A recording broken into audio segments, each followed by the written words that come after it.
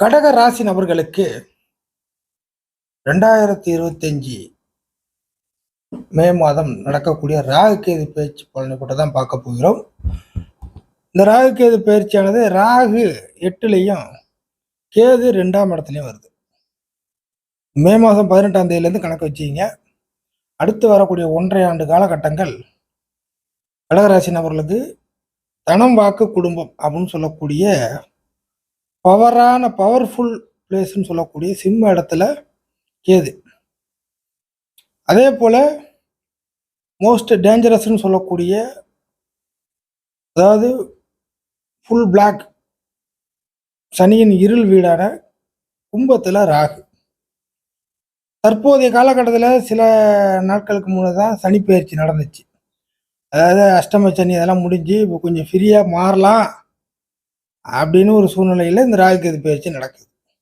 பொதுவாக கடக ராசி நபர்களுடைய எண்ண அலைகள் எப்படி இருக்கும் அப்படின்னு உங்களுக்கே சொல்லணுன்னாக்கா, ஒரு தெளிந்த நீரோடை போல ஒரு நம்ம ட்ரிங்கிங் வாட்டர் சாப்பிட்றோம், குடிக்கிற தண்ணி குடிநீர் எப்படி சுத்தமாக பளிச்சுன்னு இருக்கு, அந்த மாதிரி தான் நீங்கள் எல்லாத்தையுமே எதிர்பார்ப்பீங்க.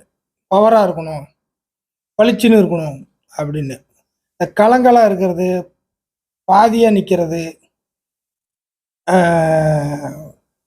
ஒரு மாதிரியாக ஒரு குழப்பமாக இருக்கிறது அப்படிங்கிறது பொதுவாக சொல்லணுனாக்கா பளிச்சுன்னு இருக்கணும், கலங்களாக இருக்கிறது அப்படிங்கிறது ஆகாது.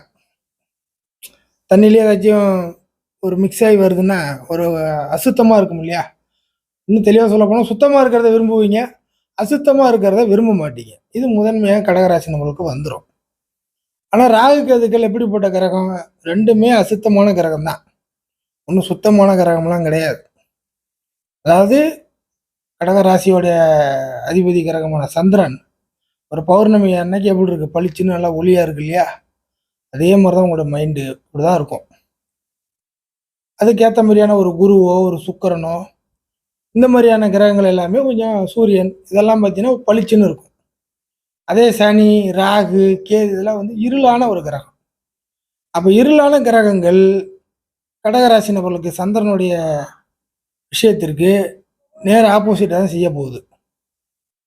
அப்போ நீங்க தான் என்ன பண்ணணும்னாக்கா, இருள் தன்மையான விஷயத்துல போய் மாட்டிக்க கூடாது.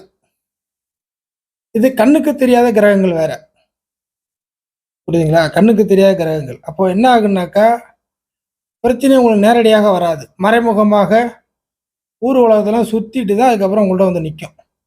உங்களுக்கு ஆனால் தெரியாது, வந்து நிற்கிறப்ப தான் தெரியும், ஐயோ இப்படிலாம் பிரச்சனையா, இதெல்லாம் எனக்கு தெரியவே தெரியாது அப்படின்னு.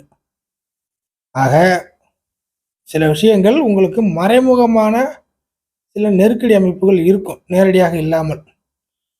அதை நீங்கள் கண்டுபிடிக்கிறது கொஞ்சம் அதிகமாக இருட்டுனா என்ன, பகல்னா என்ன, வெளிச்சம்னா என்ன, அதாவது நெகட்டிவும் நீங்கள் தெரிஞ்சுக்கணும், பாசிட்டிவும் தெரிஞ்சுக்கணும். ஸோ நெகட்டிவான விஷயங்களை நீங்கள் முதன்மையாக தெரிஞ்சுக்கிட்டீங்கன்னா இந்த ராகு கேது பயிற்சியிலேருந்து தப்பிச்சுக்கலாம். ஒன்லி பாசிட்டிவ் மட்டும் நீங்கள் கொண்டுட்டு போனீங்கன்னா நெகட்டிவ் விஷயங்கள் வரும்போது ஓ இப்படிலாம் இருக்கா அப்படின்னு தெரியாமல் மாட்டிப்பீங்க. இப்போ இதனால் பாதிக்கப்படக்கூடியது என்னமோ உங்களுடைய பர்சனல் லைஃப் தான், புரியுதுங்களா? உங்களை வச்சு மற்றவங்க கரையேறவங்க கரையேறிட்டு போயிட்டே இருப்பாங்க. ஆனால் பாதிப்பு ஃபால்ட் வந்து உங்களுடைய பர்சனல் லைஃப்.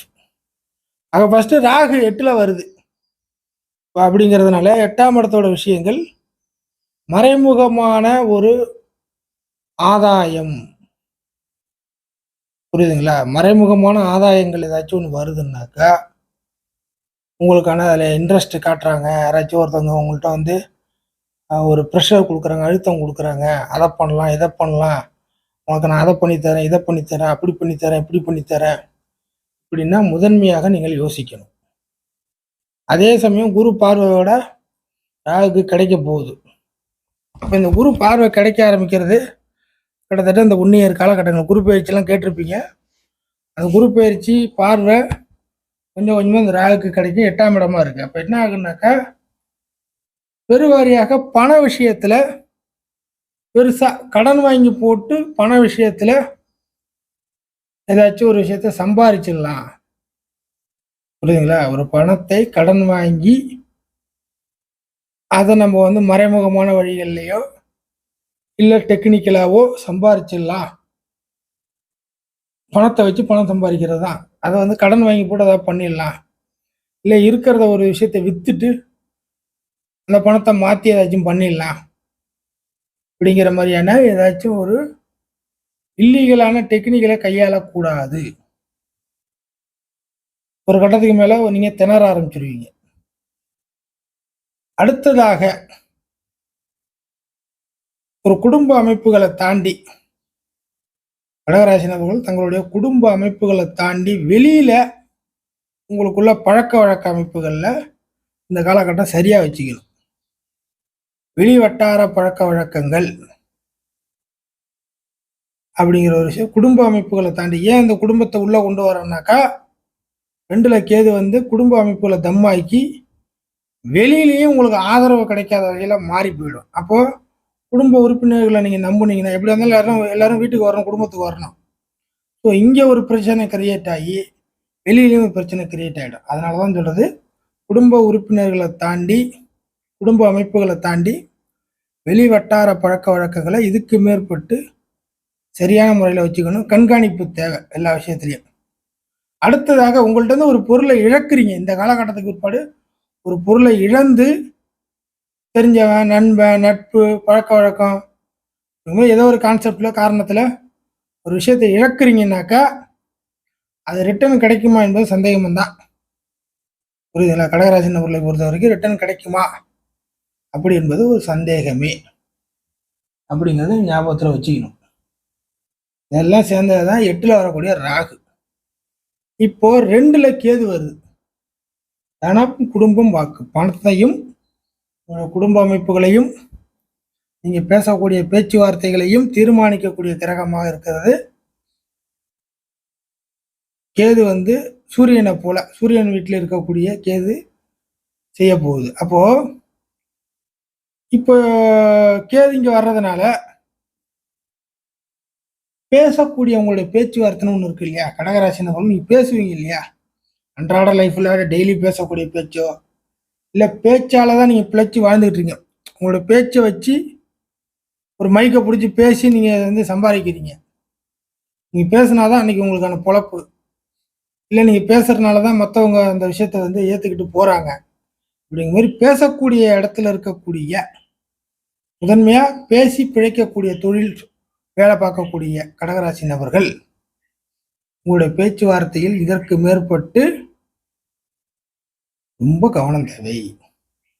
ஏன்னா இதுக்கு முன்னாடி பேசுனதேங்க நீங்க வந்து ஒரு நேரம் இனிமையா பேசியிருப்பீங்க, ஒரு நேரம் கடிசா பேசியிருப்பீங்க, அதெல்லாம் ஏத்துட்டு போயிருப்பாங்க. இதுக்கு மேற்பட்டு நீங்க சின்னதா கடினமான கடிசா ஒரு வார்த்தையை பேசினா கூட அதை அப்படியே மற்றவங்களுக்கு பெரிய எரிச்சலா மாறி நீங்க பேச முடியாத வகையில மற்றவங்க பண்ணி விட்டுருவாங்க.